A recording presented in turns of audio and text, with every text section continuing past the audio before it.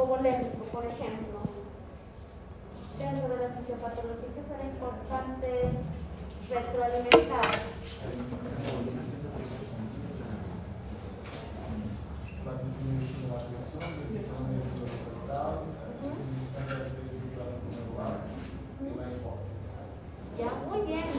La hipoxia es justamente uno de los elementos muy importantes, ¿no? Todos los tipos de shock prácticamente nos van a llevar a eso, a una hipoxia, ¿sí? Muy bien. Recuerden que justamente con esto estamos hablando de la disminución del gasto cardíaco, ¿no? Hemos visto la presión en todos los tipos de shock, ¿cómo se encontraba? Bajo. Inicialmente hemos dicho puede estar aumentado para compensar la situación, pero después vamos a encontrar a esos parámetros bajos, ¿sí? Muy bien, nos falta hablar de otros tipos de shock también. ¿Sí? Veamos aquí un poco de algunas formas del shock hipovolémico. Aquí tenemos al shock hemorrágico, ¿sí? Como nos dice, vamos a tener pérdidas sanguíneas. Pérdidas sanguíneas, la presión de pulso, como hemos mencionado, igual hemos preguntado también ese parámetro, ¿no? Va a estar disminuida. Y aquí nuestra función va a ser justamente tener la presión arterial media normal, ¿no? Ese va a ser uno de los objetivos. En el caso del shock traumático, cuando ya existe justamente gran afección, gran lesión, lo que es el músculo y hueso. Observen que pueden existir pérdidas muy grandes, ¿no? Si hablamos, por ejemplo, de la fractura de húmero, existen pérdidas de hasta 750 ml. En fracturas de fémur puede ser una pérdida mucho mayor, ¿no? Hasta 1500 ml. Entonces, las fracturas en estos huesos largos pueden representar grandes pérdidas. Entonces, si ustedes tienen pacientes con sospecha o fractura, deben cuidar muy bien para que las pérdidas no lleguen a estas cantidades, ¿no? Y representen un gran shock hipovolémico, ¿sí? ¿Qué más? Cuando existe este shock traumático, va a haber una reperfusión, y en esta reperfusión también puede causar una mayor lesión. ¿Por qué? Porque van a existir sustancias, ¿sí?, que se van a ir formando justamente por todo este proceso. Radicales libres, el calcio se libera en grandes cantidades, al igual que el potasio. Estamos destruyendo musculatura, por lo tanto las proteínas como la mioglobina también van a ser liberadas. Entonces, toda esta liberación, ¿qué es lo que puede ocasionar a nivel renal? Una obstrucción, ¿no? Recuerden que a nivel renal existen los capilares glomerulares. Entonces, a nivel renal, ¿qué es lo que va a acontecer? Va a obstruir, va a afectar, va a disminuir lo que es el filtrado glomerular, y con esto nosotros tendríamos una anuria, ¿no? Prácticamente este paciente no va a presentar diuresis. ¿Por qué? Porque hay una obstrucción. No va a haber una buena filtración, ¿sí? Después tenemos al shock quirúrgico, ¿no? A través de hemorragia externa, sangrado de los tejidos, deshidratación también puede ser justamente una complicación. En el shock por quemadura, por la pérdida de plasma. ¿Qué pasa cuando se pierde el plasma? Va a empezar justamente la eritropoiesis, ¿no? Vamos a aumentar el hematocrito, ¿sí? Pero a medida que se van a perder estas proteínas, ¿sí?, este plasma, va a existir un aumento justamente en la concentración, una hemoconcentración. Exactamente. Por lo tanto, la sangre no va a tener esa característica líquida, por lo tanto se va a volver más viscosa, por lo tanto el flujo sanguíneo va a llegar a disminuir, ¿no? Entonces también tiene una gran repercusión cuando hablamos de shock hipovolémico. Aquí tenemos justamente un cuadro donde nos muestra la pérdida, los porcentajes, la cantidad que representa, ¿no? Tenemos desde una clase 1, 2, 3 y la clase 4. La 4 es la peor, la severa podríamos decir, acompañada de la clase 3. Entonces, miren aquí, por ejemplo, si hablamos en ml, si se llegan a perder aproximadamente 750 ml, hasta 1500, hasta 2000 o mayor a 2000, vamos a tener grandes cambios en los parámetros, ¿no? Estos parámetros nos sirven justamente para valorar al paciente. ¿Por qué? Si yo encuentro un paciente con pérdidas, ¿no? Y encuentro la frecuencia cardíaca normal, ¿sí? Su presión normal, la frecuencia respiratoria está dentro del valor, su diuresis, estamos controlando al paciente, es mayor a 30 ml. El sistema nervioso, ¿cómo es el paciente? Está inquieto, está hablando con nosotros, está consciente, ¿no? Hacemos el llenado capilar, es menor a 2 a 3 segundos, está todo bien, hay buena perfusión distal, ¿no? Entonces el tratamiento muchas veces incluso no requiere, ¿no? Pero también sí se lo puede tratar ahí con soluciones, con los cristaloides. Entonces, a medida que aumenta el volumen de pérdida, miren, los parámetros también se van alterando. La frecuencia cardíaca puede estar normal o mayor a 100, puede estar incrementando. La presión arterial puede estar normal, puede también llegar a incrementar, ¿sí? La frecuencia respiratoria ya llega a aumentar. Podemos encontrar hasta 30, ¿sí? Respiraciones por minuto. La diuresis va a ir disminuyendo, miren. ¿Cómo encontramos al paciente? A nivel central está ansioso, ¿no? El llenado capilar también ya se ha modificado un poco, ya es mayor a 2 segundos, ¿sí? ¿Cuánto representa esto más o menos la pérdida? Entre 700 a 1500 ml, ¿no? Entonces ahí sí, ya debe empezar el tratamiento con las soluciones. En la clase 3, ya estamos hablando de pérdidas grandes, 1500 a 2000. ¿Cómo se van a encontrar estos parámetros? Incrementados, ¿no? Exceptuando ahí la presión arterial, que seguramente va a ir disminuyendo. Miren, a medida que ingresamos dentro de estos valores, puede estar normal, levemente elevado, hasta llegar a una hipotensión. Vean cómo se encuentra el llenado capilar, mayor a 3. Entonces significa que está tardando en llegar buena perfusión a nivel distal, ¿no?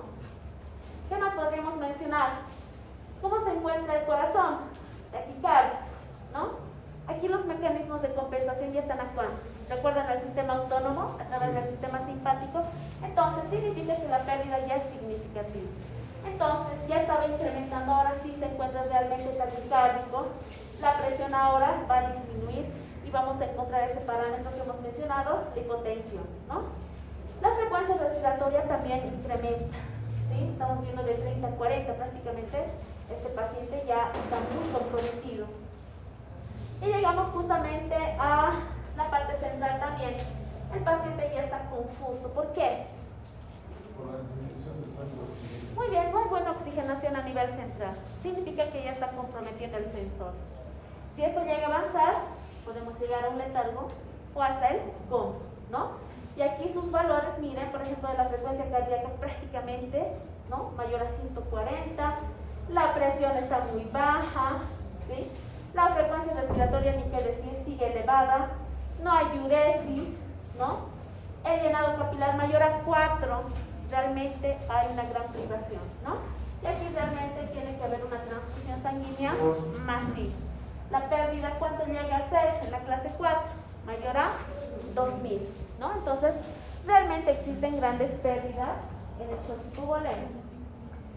En el shock distributivo, que hemos hablado bastante sobre esto y hemos hecho una comparación.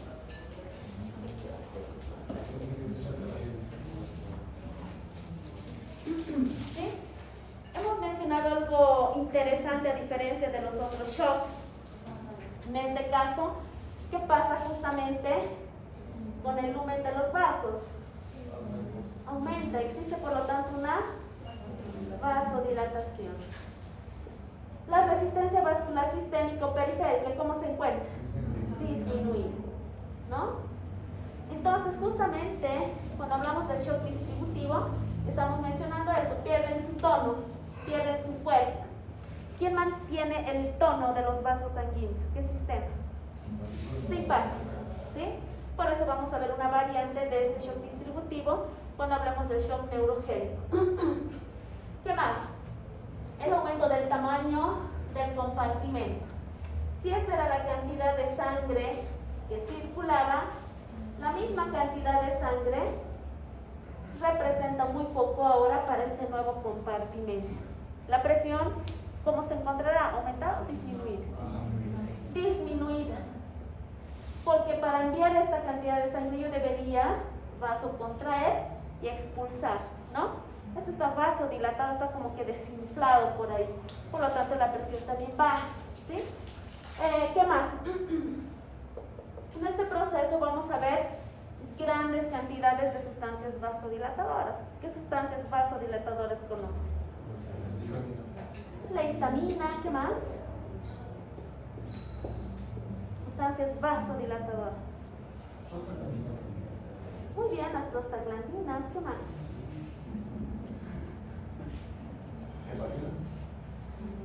La heparina más. Heparina sintética desesperada. ¿Qué más? ¿Cuál? Óxido nítrico. Muy bien. ¿Qué más? La prostaciclina, ¿no? A estos mediadores de la vasodilatación, porque son también partícipes de los procesos proinflamatorios, los vamos a ver en cada una de estas variantes de shock distributivo. ¿Sí? ¿Qué más? Entonces, vemos aquí los tres tipos: anafiláctico, neurogénico y séptico. ¿A quién le toca el shock distributivo para el día jueves? Se ha mencionado, ¿verdad? Ese distribuido tema. ¿Sí? ¿Ustedes? Sí. Shock distributivo, ¿a quién le toca? ¿Ahora shock séptico? ¿Cómo es que no? Como polémico era para nosotros. ¿Quiénes eran?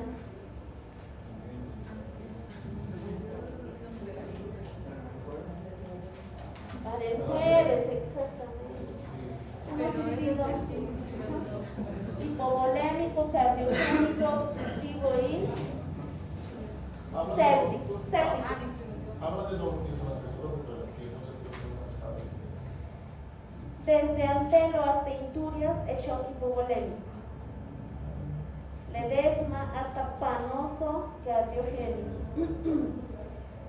Papa, desde Papa hasta Siles es obstructivo. Y de Tapia Medrano hasta Yáñez es séptico, integrando ahí a Guevara y a Brilloán, que eran como externos, ellos también están en séptico. ¿Sí? Entonces el día jueves va a haber justamente defensas de cada de estas personas. Es una competencia más o menos. ¿Sí? ¿Quién sabe más sobre shock hipovolémico? ¿Quién sabe más sobre shock obstructivo? ¿Sí? Estudien bien. Aquí vamos a reforzar un poquito también. ¿Sí? Puede haber una evaluación también. En el shock distributivo tenemos una variante que es el shock anafiláctico. ¿Cuál sustancia vasodilatadora que han mencionado participa aquí? La histamina. ¿Sí?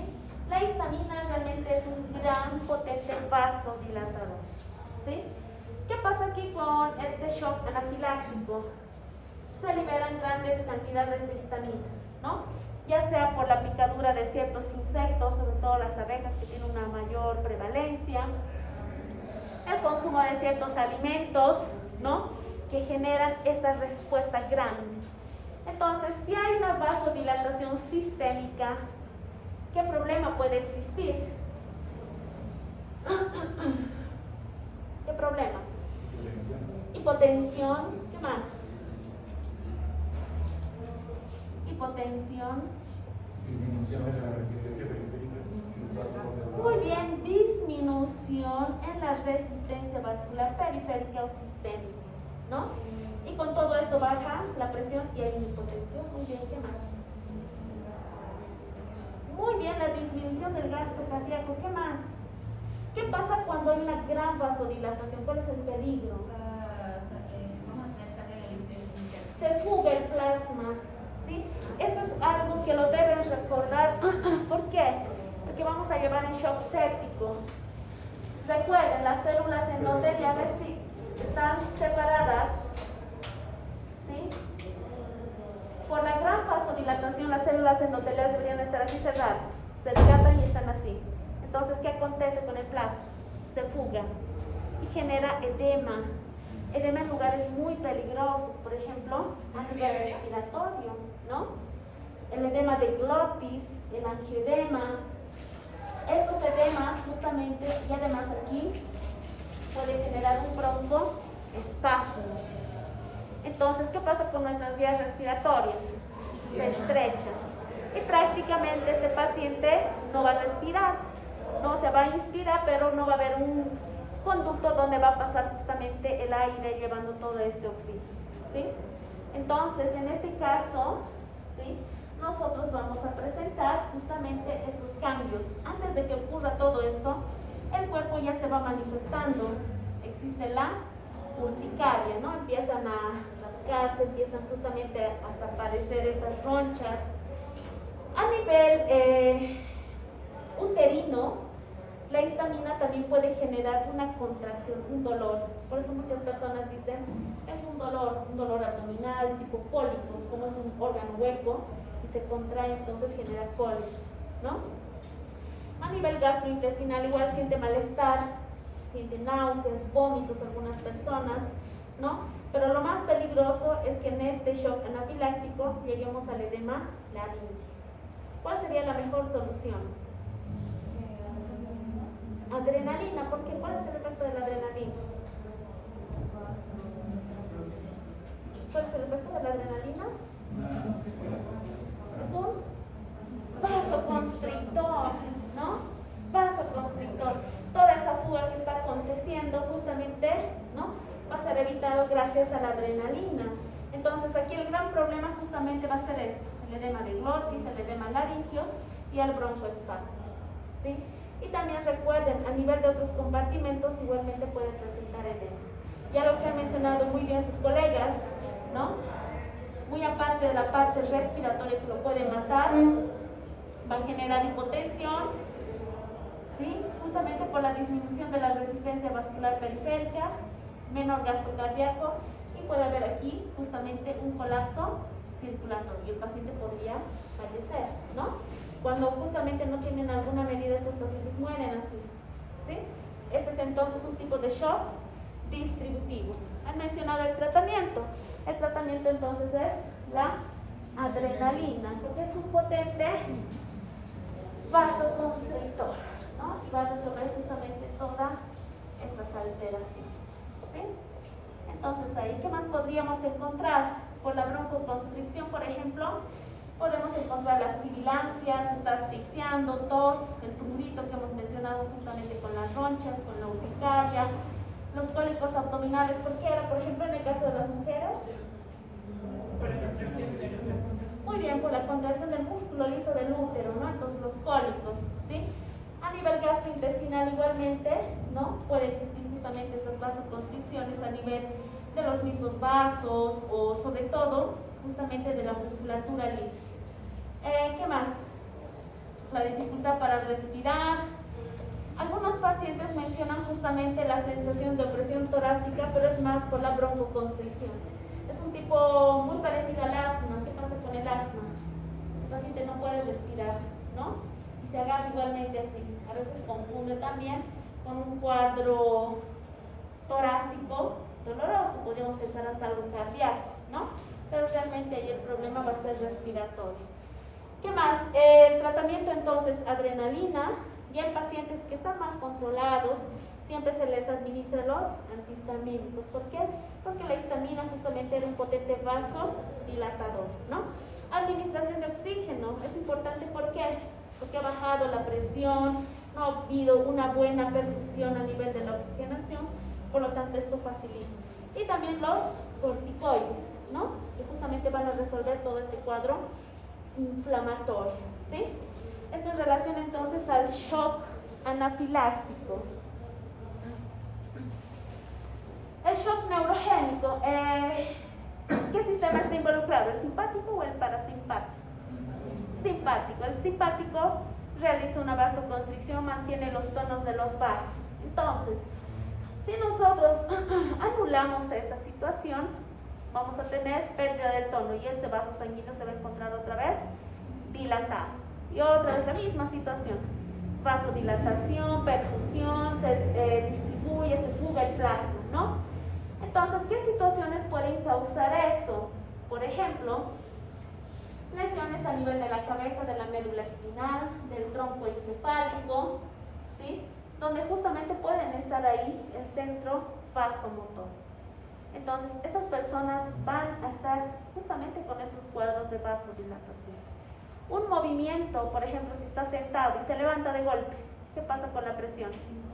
Baja, entonces empiezan a tener estos síncopes, ¿no? Entonces, hay que ver justamente cuál es la etiología. Algunas veces también han referido los tumores, ¿no? En el tronco encefálico por compresión.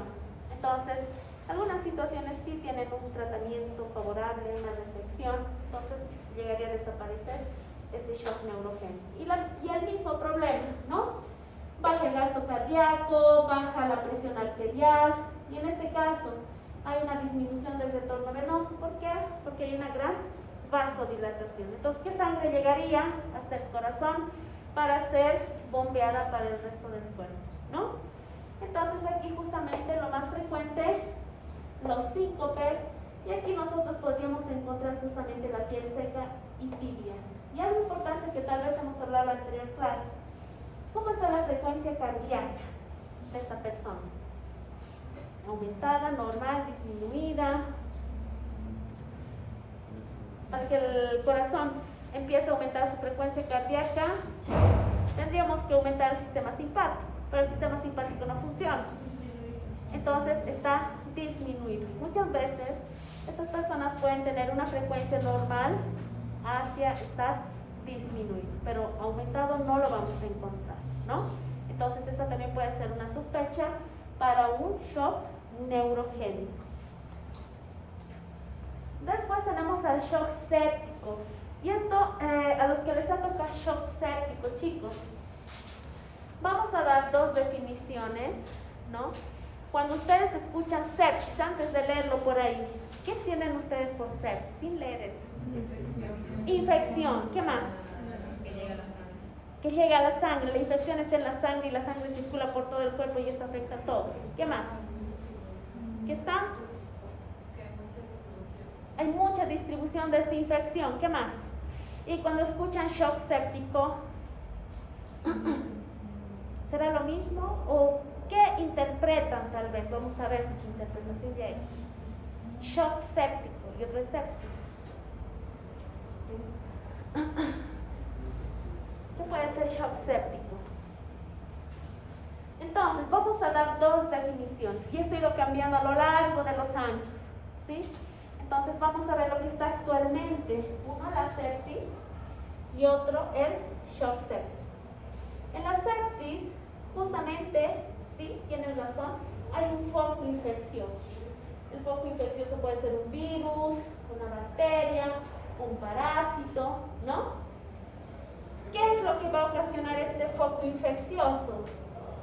Una respuesta grande en el cuerpo, una respuesta inflamatoria, ¿sí?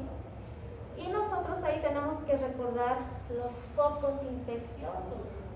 ¿Qué focos infecciosos en el cuerpo podrían originar esta terrible patología que podríamos decir así, la sepsis? Ya, problemas en el riñón, muy bien. ¿Qué más? Problemas respiratorios, un foco respiratorio, abdominal, muy bien. ¿Qué más? ¿La piel será importante? Sí. Hay algunos procesos, ¿no? Empiezan poquito, abscesos, después microorganismos justamente propios de la flora de la piel, ingresan. Por un pie diabético. Un pie diabético, claro, puede ser también, porque estaríamos hablando de piel, infección, ¿sí? Los inmunológicos es algo que se está estudiando bastante. Entonces, aquí nosotros en la definición así bien correcta decimos, es una disfunción orgánica, ¿no? Que pone en peligro la vida causada por una respuesta desregulada del hospedero, ¿no? A la infección. Hay un proceso infeccioso entonces, ¿sí? Es decir, lo vamos a convertir de algo local, de un foco, a algo sistémico. Por eso les decía, ¿cuáles son los focos infecciosos? A nivel urinario, renal, ¿no? abdominal, cardíaco, ¿sí? Los pacientes cardiópatas también pueden, cuando están muy complicados, generar una sepsis, ¿sí? Y a esto necesitamos unos criterios. Los criterios: tiene que haber una infección sospechada o documentada. ¿Cómo puedo saber que una persona está con una infección, chicos? Mi paciente entra con qué síntomas para que yo diga, no, es una infección. Muy bien, alzas térmicas, deshidratación, ¿qué más? Taquicardia, muy bien, ¿qué más? Malestar físico. ¿Cuál? Malestar. Malestar general, muy bien, ¿qué más? Desorientación con malestar general, ¿qué más? En laboratorios, ¿qué me puede servir para decir esta es una infección? Muy bien, una leucocitosis, los leucocitos están elevados, ¿no? Con eso yo digo esta es una infección, ¿sí?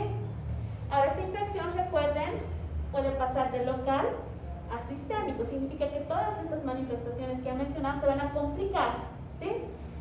Y en los criterios justamente son esos: una infección sospechada, documentada, ¿sí? Más un aumento. Anteriormente se utilizaba mucho esta escala, que es el SOFA, ¿sí? Justamente para predecir, para poder decir, es una sepsis, ¿sí? Actualmente las guías no las recomiendan ya.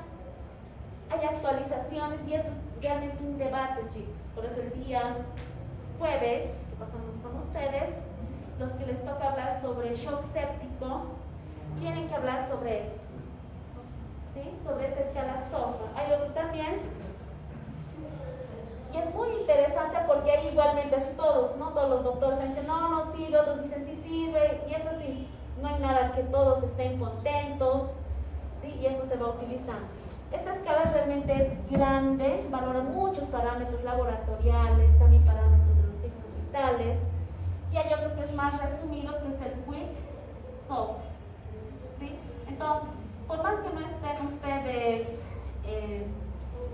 exponiendo ese tema, pueden averiguar, ¿no? Para dar su punto de vista, ¿sí? Yo pienso que es así, así, etc., ¿sí? Y tenemos el shock séptico. El shock séptico, ¿de qué se diferencia de la sepsis? Es lo mismo. Es una subdivisión de la sepsis en la cual las anormalidades circulatorias y celulares subyacentes conducen a un mayor riesgo de mortalidad. No responde a la fluidoterapia. Es decir, tiene un foco infeccioso, hay una gran respuesta inflamatoria, todo el cuerpo está el paciente descompensado y no responde al tratamiento con fluidos, ¿no? Porque recuerden, ¿cómo están aquí los vasos sanguíneos? Vasodilatados. Está con una hipotensión. Está saliendo el plasma hacia otros espacios extravasculares. Entonces, es como decir, tiene poca sangre, ¿no?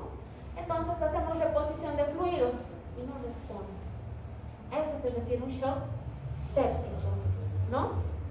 No hay respuesta a la terapia con fluidos, ¿sí? Entonces aquí justamente nos menciona unos criterios, nos dice, hay una infección sospechada o documentada, ya tengo laboratorios, tal vez tengo, ¿no? Alguna hemocultivos. ¿Qué más? Tratamiento vasopresor. ¿Por qué tengo que utilizar un tratamiento vasopresor?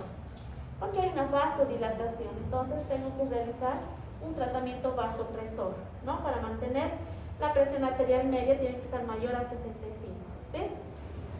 Y el lactato sérico generalmente se encuentra mayor a 2 milimoles. ¿Por qué hay la presencia de lactato sérico? Hemos hablado también sobre eso. ¿Qué es el lactato? ¿Resultado de qué es? De una respiración anaerobia. No hay oxigenación en los tejidos no se quedan atrás y dicen, vamos a recurrir a la vía anaerobia. Y en esa vía anaerobia se libera grandes cantidades de ácido láctico, ¿no? Y eso genera ¿qué? Una acidosis. El ácido láctico mismo también lesiona los tejidos en grandes cantidades, ¿sí? Entonces, cuando hay la presencia de este lactato, es peligroso, ¿no? Porque nos dicen, no está respondiendo a la terapia, está produciendo mucho lactato, entonces el pronóstico es malo, ¿sí? Entonces, esa es la diferencia entre shock séptico y entre sepsis. Un foco infeccioso, con una gran respuesta inflamatoria, se dice que es exagerada, ¿no? Aquí el problema realmente no ha sido la infección, no es que la infección es terrible, pero tampoco vamos a decir que toda infección no representa. Recuerden, hay patógenos que tienen una gran patogenicidad, algunos son muy virulentos en el caso de los virus, por ejemplo, ¿no? Entonces, mucho depende del cuadro. Y los pacientes aquí, por ejemplo, que están más afectados son los pacientes que ya tienen enfermedades previas, diabéticos, pacientes cardiópatas, ¿no? Pacientes hipertensos. ¿Recuerdan cómo se encontraban los vasos sanguíneos? ¿Sí? Los vasos sanguíneos eran muy importantes. ¿Por qué? Hipertensión, cardiópatas, ¿qué más? Diabéticos. Los vasos sanguíneos ya están lesionados. Y cuando un vaso sanguíneo está lesionado, ¿qué sustancias libera? Proinflamatorias y procoagulantes. ¿Sí? Tenían que investigar qué era la coagulación intravascular diseminada. ¿Cómo es? Segunda vez. ¿Alguien ha estudiado? ¿A qué se refiere con ese nombrecito? Coagulación intravascular diseminada. Sí, búsquenlo, vamos a hablar el día jueves, sí o sí. Entonces, chicos, en el shock séptico estamos diciendo, no hay respuesta a los fluidos. Hay un foco infeccioso, hay una gran respuesta, ¿sí? Aquí podemos empezar justamente con los patógenos, ¿no? Con las bacterias, por ejemplo, las gram positivas. Miren, tenemos la presencia de las endotoxinas, ¿sí? Las endotoxinas justamente, ¿qué van a hacer? Van a estimular a los macrófagos. Y ustedes saben que los macrófagos pueden justamente estimular, ¿no?, a las células TSD4, que a su vez van a estimular citocinas antiinflamatorias y sobre todo citocinas proinflamatorias. Ahí están las interleucinas, factores de necrosis tumoral, factores activador de las plaquetas. Si yo activo las plaquetas, ¿qué acontece? Muy bien, una coagulación. Coagulación cuando no debería existir, ¿no? Y ahí más o menos se relaciona con esa coagulación intravascular diseminada. Entonces, todas estas interleucinas, ojo, estamos en un foco localizado, la infección está localizada, ¿sí? Entonces, aquí nosotros podríamos poner un gran ejemplo a estos pacientes que yo les decía, diabéticos, hipertensos, cardiópatas, ¿no? Algunos que también tienen una gran sensibilidad inmunológica. Entonces, imaginen ustedes, ¿no?, que nosotros estamos llamando a estas sustancias proinflamatorias para este foco. Aquí está la lesión y no llegan a tiempo. ¿Qué hacen ustedes si piden ayuda a alguien y no vienen? Siguen pidiendo ayuda, ¿verdad? Y nadie viene, siguen pidiendo ayuda, nadie viene. Solo que la ayuda va a llegar tarde, chicos, de todo lado. Va a llegar de allá y de allá. ¿Por qué hay ese retraso en la llegada de la ayuda en estas personas? Porque ya tienen justamente lesiones, ¿no? Entonces, uno llamaba a otro, y en este caso los que llaman generalmente son las citocinas. Una citocina llama a otra, no llegan a tiempo, siguen llamando, y cuando llegan todas en su momento, generan toda esa gran proceso proinflamatorio. Y ahí se arma todo eso. Y ojo, no solamente ese lugar, sino también hacia otros lugares. ¿Recuerdan la gran vasodilatación? Hace que justamente estas sustancias puedan migrar. Entonces migran a todo lado y generan esa gran reacción, ¿no? Por eso es que aquí a nivel hipotalámico, por ejemplo, miren, el paciente va a presentar fiebre, taquicardia, taquipnea, ¿no? Algo que hemos mencionado bastante, tal vez no se lee ahí, pero aquí está la célula endotelial capilar, ¿sí?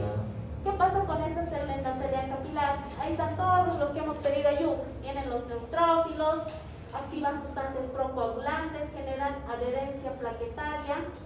Cuando formamos plaquetas, estamos hablando de trombos, ¿no? Trombos. ¿Qué pasa con los trombos? Se pueden desprender y transformarse en émbolos, ¿no? Entonces estamos formando una trombosis. Pregunta, ¿qué pasa cuando yo recluto muchas plaquetas? Cuando realmente necesito, a las plaquetas ya no van a estar. Y generalmente van a ocasionar cuadros hemorrágicos, ¿sí? Hemorragia. ¿Qué más? ¿Qué pasa con las paredes del vaso? Aquí está el gran vasodilatador del shock séptico, que es el óxido. El óxido mismo, ¿sí? En el shock anafiláctico, ¿cuál era el gran vasodilatador? En el shock anafiláctico también. En el caso del shock séptico va a ser el óxido nítrico. Y este es el que va a generar la gran vasodilatación, ¿sí? Y aquí nos va a generar todo esto, chicos, una hipoxia celular, ¿sí? Una hipoxia celular va a activar ¿qué vía? Anaeróbica. La vía anaerobia va a generar ¿qué?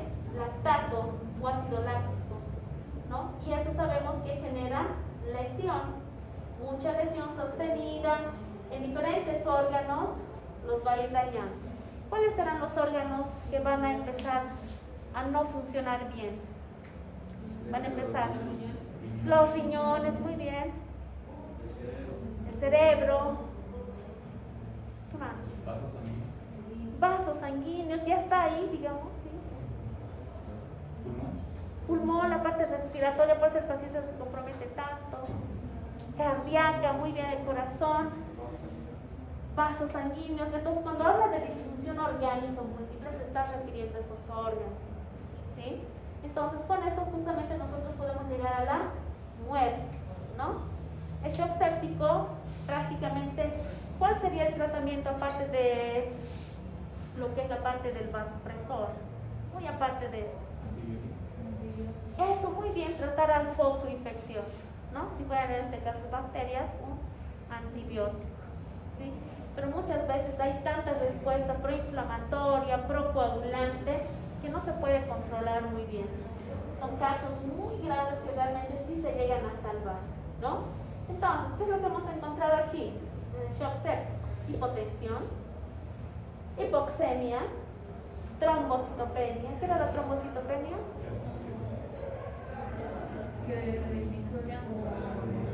¿Disminución de qué? De las plaquetas. ¿Cuál es el otro nombre de las plaquetas? ¿Qué otro nombre tienen las plaquetas? ¿Cómo se llaman? Los trombocitos, ¿no? Entonces, si dice trombocitopenia, disminución en el número de plaquetas. ¿Por qué han disminuido en el número de plaquetas?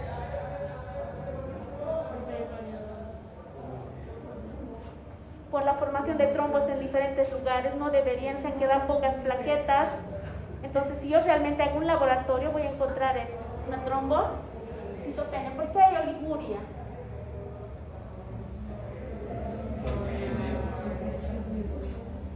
Hay edema, ¿qué más? Porque hay fuga de líquido al espacio circular. Muy bien, por la fuga del líquido. Entonces, ¿qué hace nuestro sistema renina, el hipotálamo, todo ello? Libera la hormona antidiurética. Se absorbe todo lo que puede. Entonces, la diuresis prácticamente puede ser hasta nula. Una acidosis metabólica. ¿Por qué? Por la presencia de ácidos lácticos, ¿no? Esto justamente va a contribuir a todo este proceso, ¿no? Entonces, esto en relación al shock séptico, ¿sí? Les decía, hay unas escalas y es interesante leer sobre estas escalas. Las personas que van a presentar shock séptico, revisen la escala de SOFA, del Quick SOFA, del Muse, hay otro del Muse, ¿sí? Más que estos nombrecitos raros, son los parámetros, chicos. Eso no se lo tienen que memorizar, no va a entrar a evaluación, pero es importante analizarlos. ¿Por qué están utilizando estas escalas? ¿No? Reconocer un shock séptico, ¿sí? El paciente realmente debería estar mal, ya debería estar en tratamiento. Entonces, antes del shock séptico, ¿qué viene? Viene la sepsis, ¿no? ¿Qué era la sepsis? Era infección, un poco infeccioso, más una disfunción orgánica. Aquí había el proceso inflamatorio exagerado, que existía, ¿no? Por diferentes motivos. Esta es la sepsis. ¿Cómo yo puedo reconocer? Les he preguntado. Muchos han mencionado las alteraciones de los signos vitales. El paciente va a estar taquicárdico, ¿no? Taquipneico, ¿sí? Va a tener alzas térmicas o todo lo contrario, ¿no? Puede estar en hipotermia, la temperatura menor a 36. Y si le pedimos los laboratorios, que esto llegan en unos minutos, ¿no? A lo mucho, podemos encontrar una leucocitosis o una leucopenia, ¿no? Disminución en los leucocitos.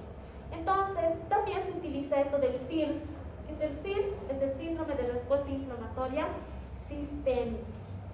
Este es el que prefieren utilizar a diferencia de la escala de Quick-Soffa. Esta escala de Quick-Soffa, ¿qué valoraba? La frecuencia respiratoria. Si tu paciente tenía su frecuencia respiratoria mayor a 22, le marcas un punto, ¿no? Si tiene alterado el estado mental, su Glasgow ha disminuido por lo menos un punto, le pones otro punto, ¿sí? O si la presión arterial estaba menor a 100, justamente la sistólica, le ponías un punto. Si tenía 2 puntos o más, ya podían considerarlo como sepsis, considerarlo, sospecharlo, no decir, chicos, esto es sepsis, ¿no? Pero ¿qué es lo que han visto con esta escala del Quick-Soffa? Que muchas veces podían entrar pacientes con sepsis y no ser reconocidos o no presentar estos criterios, ¿no? Entonces, si no es una sepsis, entonces el tratamiento disminuía, lo tomaban a la ligera. Entonces han dicho, no, vamos a volver al SIRS, porque anteriormente era tomado el SIRS. De ahí lo han cambiado por este Quick-Soffa. Y después ha habido un debate, así como ustedes deben estar pensando si valoramos esto o no. Y han dicho, no, volveremos a esto, ¿sí? Que es mucho mejor. Esto es como un triaje más o menos, para poder decir, a ver, este paciente, ¿tiene sepsis o no? Lo tomamos como sepsis, le prestamos atención, ¿no? Porque estos parámetros son importantes. ¿Sí? Cuando hay una frecuencia cardíaca mayor a 90, ¿qué me dice? ¿Qué me puede decir esta frecuencia cardíaca? Ustedes están revisando a su paciente, no les da datos, tiene una frecuencia cardíaca elevada. ¿Y qué cosas pueden pensar ustedes? Está compensando. Está compensando algo, tal vez es una hemorragia, una pérdida. Muy bien, ¿qué más? No solamente puedo pensar hemorragia, ¿en qué situaciones hemos visto una taquicardia? Insuficiencia. ¿En qué insuficiencia? La insuficiencia cardíaca, ¿recuerdan? ¿Cuáles eran justamente nuestros mecanismos de compensación? Antes del sistema renina-angiotensina, el sistema simpático, ¿no? Entonces una taquicardia me puede decir, algo está pasando con su corazón, ¿sí? Investiga. La frecuencia respiratoria, lo mismo. Algo está pasando a nivel pulmonar, porque está respirando tanto, ¿no? La temperatura, esto también. Cuando una persona presenta alzas térmicas, fiebre, por ejemplo, ¿qué es lo primero que piensan ustedes? Infección. ¿Será que todo da infección? Perdón, ¿será que toda infección origina fiebre? No. Hay situaciones como el infarto que puede generar alzas térmicas. ¿Por qué un infarto podría originar alzas térmicas? ¿Qué tiene que ver si no es infeccioso? ¿Qué pasa en el infarto? ¿Qué biomarcadores hemos tomado en cuenta y hemos hablado bastante? Las troponinas. ¿Qué eran las troponinas? ¿Qué representaban? Lesión. Eran proteínas del miocardio. Esas troponinas u otras sustancias que se degradan en el infarto son considerados como pirógenos. Llegan, son detectados por el sistema inmune y dice, bueno, liberen más citocinas, ¿no? Liberen más citocinas. Entonces ahí generan las alzas térmicas. Entonces algo están dando mal, ¿no? Es importante tener estos parámetros, ¿sí? Entonces actualmente se utiliza el SIRS, ¿sí? Antes se utilizaba el SOFA, pero el día jueves investiguen sobre esto que les he mencionado. El SOFA, este es el más completo, este es el Quick SOFA, este que les he mostrado. Hay el Muse, este Muse es el modificado, ¿no? Vean que han modificado. Muchos van a estar de acuerdo, tal vez en algunos, en utilizar estas escalas, pero muchas veces no ha tenido la respuesta que han esperado, ¿no? Entonces van a ir cambiando y seguro de que unos años también van a volver a cambiar. Pero es interesante analizarlos por qué lo han hecho. Doctora, una pregunta. Entonces, Sí. como usted dice, no hay como que una triada que diga excepción, digamos. Exactamente, pero ahora esta sería el CIRS, ¿sí? Si tu paciente está con alzas térmicas, tiene frecuencia cardíaca mayor a 90, tiene una taquipnea, le hacemos unos laboratorios y encontramos esto, lo tenemos que tomar como una sepsis, ¿no? Y en un shock séptico, Ajá. lo único que diferenciaría, o sea, que diría es un shock, el lactato. Más que el lactato, que no responda a la terapia de fluidos, ¿sí? Ya tiene esto, lo has detectado, sí, vas a tomar hemocultivos, todo antes de dar un antibiótico porque estás sospechando. Una neumonía también se puede complicar, ¿no? Una neumonía, una infección urinaria, una pielonefritis también se puede complicar. Por eso habíamos mencionado los focos, ¿no? Que pueden originar. Entonces, en esos casos, tú das el tratamiento, no está mejorando el paciente, estás dando fluidos, no mejora, en ese momento ya se convierte en un shock séptico, ¿no? Pero mientras aquí lo estamos tratando como sepsis, estamos sospechando que es una sepsis, ¿no? Hasta encontrar el agente, porque ahorita no tenemos un agente, estamos sospechando que es una bacteria, un virus, un parásito, ¿no? Un paciente tal vez con algún problema, como les decía, cardiópatas, hipertensos, diabéticos, pueden hacer un shock séptico. Entonces no siempre hay un microorganismo, ¿no? Una fiebre traumática podría hacerse. Una fiebre reumática, si está afectado varios órganos, ha tenido lesión, sí, puede llegar, ¿no? Se compromete, puede llegar. Entonces, muchas patologías, por ejemplo, en el caso del coronavirus, ¿qué ha pasado con los pacientes? ¿Qué han desarrollado? Una neumonía, se han complicado bastante, han desarrollado sepsis. Solamente que el coronavirus, ¿qué ha pasado? No hay un antibiótico porque es un virus, ¿no? Entonces, ¿qué han hecho? Han tratado de manejar todas estas medidas. Ha habido fármacos, sí, que sí se pueden tratar, tipos antivirales, pero que no son 100% efectivos, que mejoran el cuadro, pero han mejorado el cuadro viral, pero no así el cuadro sistémico. Entonces, muchos pacientes han hecho sepsis, han entrado en shock séptico y han muerto de eso, ¿no? Eso es lo que a veces no nos cuentan con detalle en estos tiempos de coronavirus, ¿sí? Doctora, disculpe, ¿Cómo? ¿un shock séptico sería urgente o emergente?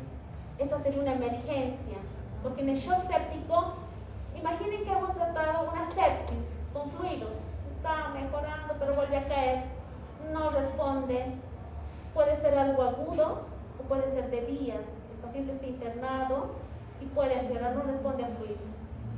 Entonces hay muchas personas con sepsis que han salido, se han controlado, y hay personas con sepsis que han evolucionado un shock séptico, no han mejorado y la mayoría fallece, ¿no? La mayoría, porque han visto que es prácticamente una liberación de muchas sustancias proinflamatorias, procoagulantes, ¿no? Y en esas procoagulantes son tal vez las más complicadas de tratar, sobre todo en pacientes cardiópatas, pacientes diabéticos y los pacientes hipertensos, ¿sí? Entonces, ¿cómo trataríamos nosotros al shock séptico? Uno, la etiología, que es lo que lo está originando, ¿no? Revisando un poquito las manifestaciones. En el shock séptico, ¿qué vamos a encontrar? Hipotensión. ¿Por qué la piel está caliente y ruborizada? Infección. ¿Por la? Infección. Más que infección, La la vasodilatación, exactamente. Cuando hay vasodilatación, los vasos se encuentran más superficiales de la piel, ¿no? Entonces generan calor también, ¿sí? Hay una disminución en la resistencia vascular sistémica o periférica, que hemos hablado bastante, ¿no? Muchas veces veces la hipovolemia es secundaria a la dilatación arterial y venosa. ¿A qué se refiere? Tiene sus 5 litros de sangre, pero los vasos están tan dilatados que no pueden generar una presión y esta sangre parece poquita para este tipo de compartimento, ¿no? ¿Qué más? Por la gran vasodilatación, ¿qué sustancia era la gran vasodilatadora aquí? En el shock séptico. El óxido nítrico, shock séptico, ¿sí? El óxido nítrico. Por lo tanto, hay una gran vasodilatación. Y no es solo el óxido nítrico, la prostaciclina, muchos agentes proinflamatorios, ¿sí? Pero el que destaca ahí es el óxido nítrico.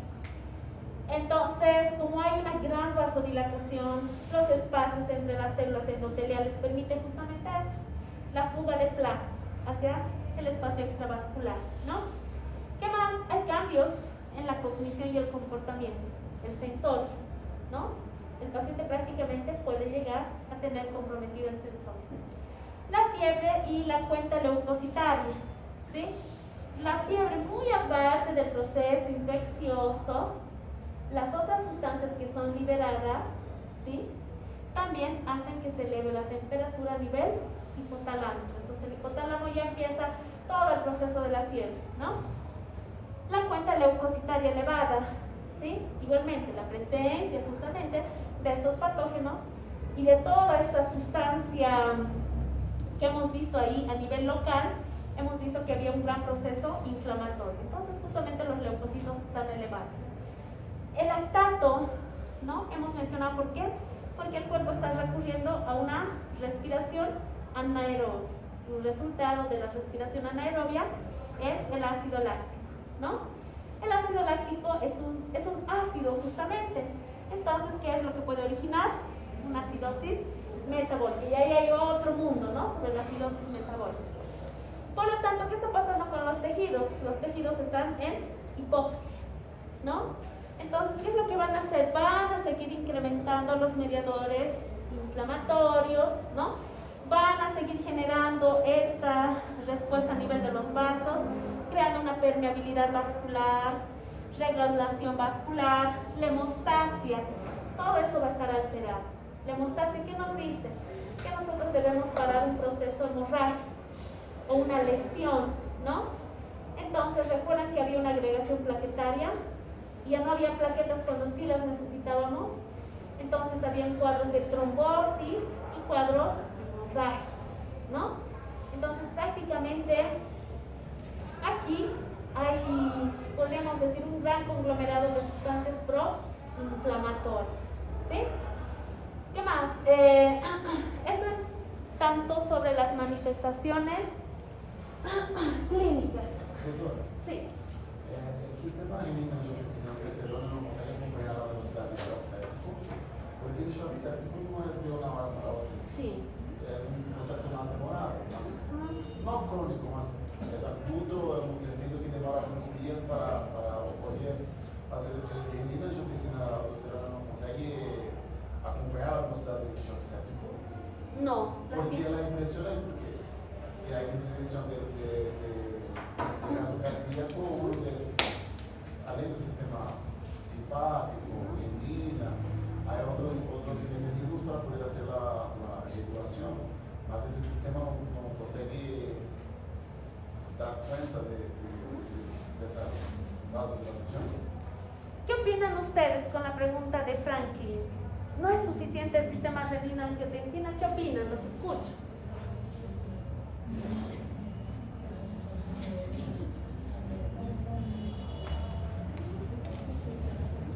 Ou há fallo renal também? Hay un fallo renal, exactamente. ¿Qué pasa con este sistema? Este sistema sí se activa. Pero ¿qué es lo que pasa? El óxido nítrico, por ejemplo, en este gran conglomerado, es mucho. Y no es local. El cuadro local se ha generalizado. Entonces el óxido nítrico está por todo lado y los vasos sanguíneos están vasodilatando.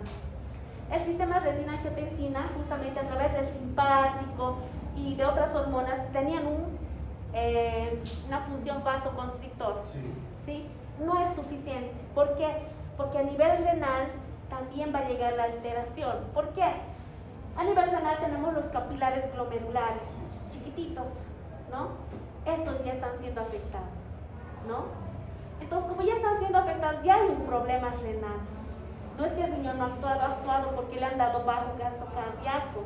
El riñón activa el sistema renina, pero no ha sido suficiente, ¿sí? Tal vez en el caso de la anuria o liguria que puedan presentar, es gracias al sistema renino, pero no ha sido suficiente. Lastimosamente, no ha sido suficiente. ¿Por qué? Porque aquí hay una explosión de mediadores proinflamatorios y procoagulantes. Entonces, superan prácticamente a ellos. Eso es lo más difícil tal vez de tratar la sepsis y en el shock séptico. Lo peor que puede pasar a un paciente es evolucionar un shock séptico. Muchos pacientes no salen o salen con secuelas. Secuelas a nivel renal, secuelas a nivel del sensorio, secuelas a nivel cardíaco, ¿sí? Por ejemplo, dentro de estas citocinas, la interleucina 1, por ejemplo, el óxido nítrico, el factor de necrosis tumoral, por no se te olvidan, esos tienen una afección directa al corazón, ¿no? Entonces, no es que se está liberando muy poquito, sino que muchas cantidades. Entonces, pueden generar un problema a nivel del corazón, muy aparte de todo, ¿sí? El corazón ahora recibe buen volumen, pero ya no puede eyectar, de nada serviría, ¿sí? En estos casos muchas veces le llaman el shock irreversible, ahora es el shock refractario. Le estás dando soluciones, recibe, su volemia está normal, pero el corazón ya ¿no?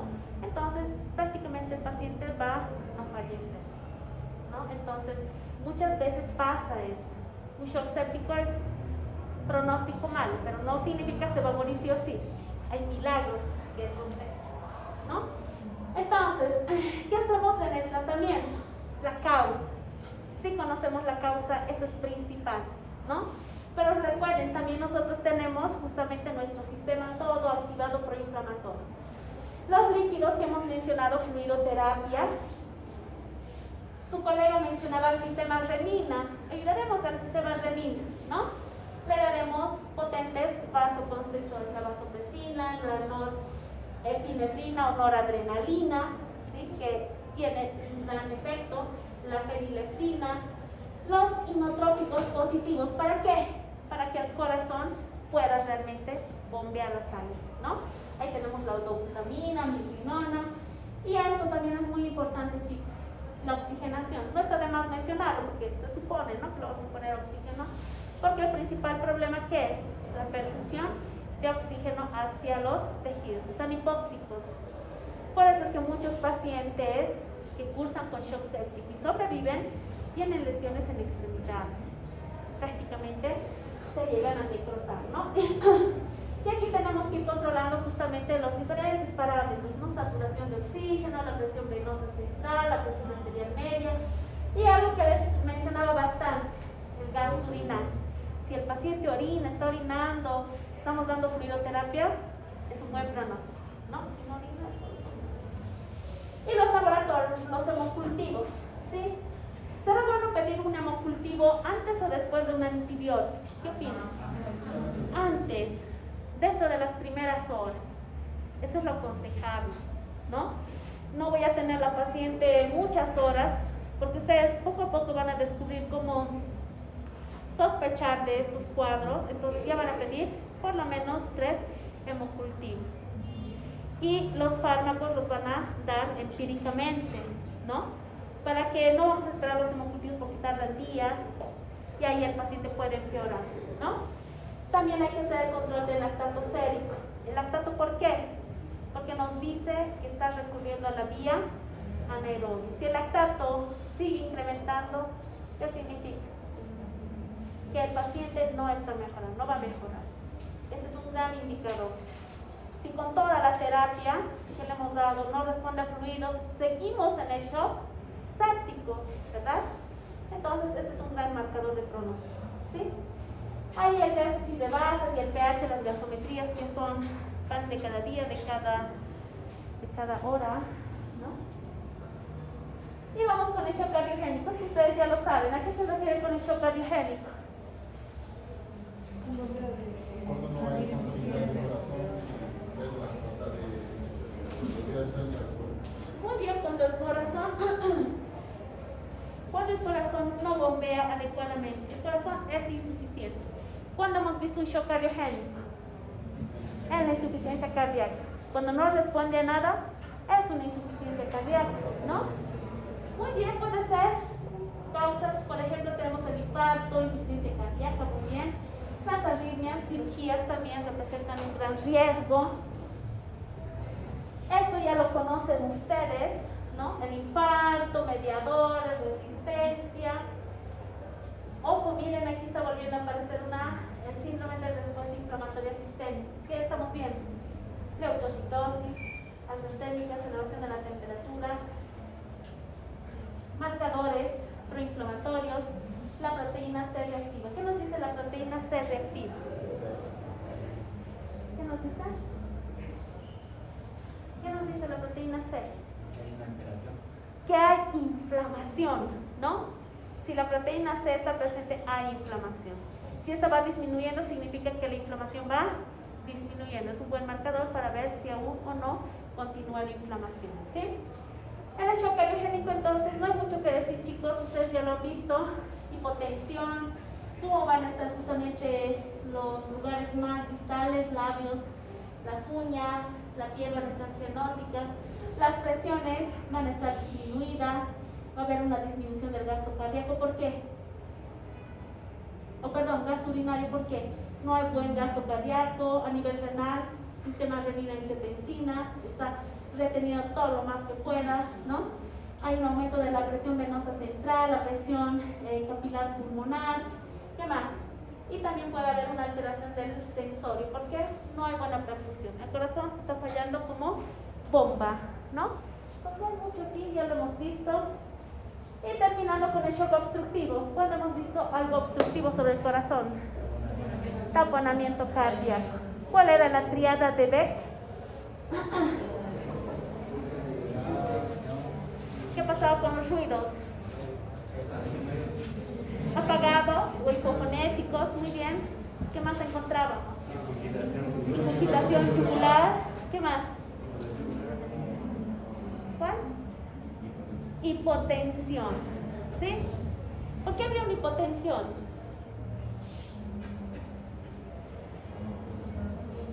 Porque el corazón está impedido de bombear sangre para el cuerpo, entonces no hay espacio para hacerlo. Poco gasto cardíaco, por lo tanto, hipotensión, por la opresión que se ha hecho directamente en el corazón. Muy bien.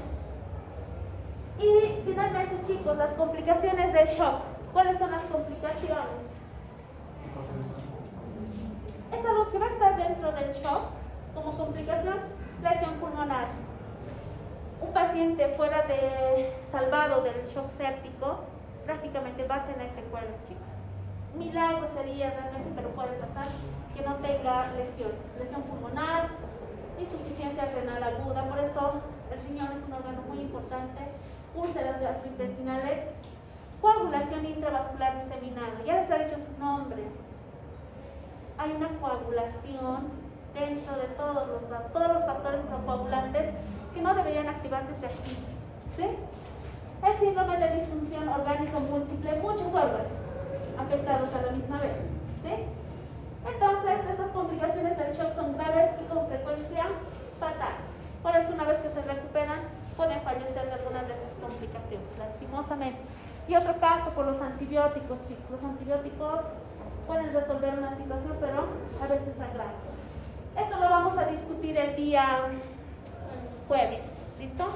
Las diapositivas las voy a subir posiblemente hoy para que ustedes repasen todo esto. ¿Muy bien?